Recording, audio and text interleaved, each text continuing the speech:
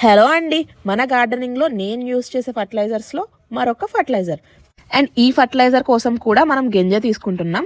ఈ గింజలో ఏంటంటే మనం తినేసిన బనానా తొక్కలుంటాయి కదా! అవి పడేయకుండా వాటిని పీసెస్‌గా అయితే కట్ చేసుకొని ఈ గింజలో అయితే వేసుకొని ఒక 3 డేస్ అలా కవర్ చేసుకొని అయితే ఉంచుకోవాలి.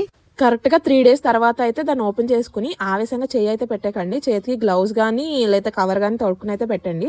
అండ్ అందులో ఉన్న దాన్నంతా బాగా కదిపి అందులో ఉన్న బనానా తొక్కలనైతే కొంచెం మెత్తగా నలిపి అయితే వేసేసుకోండి. ఇప్పుడైతే దాన్ని మొత్తం వడకట్టేసుకోవాలి. అంటే మొత్తం ఆ ఫర్టిలైజర్‌నంతా వడకట్టేసుకుంటే దాంట్లో ఉన్న బనానా తొక్కలు గానీ, అన్నం మెతుకులు గానీ ఇయన్నీ వచ్చేస్తాయి.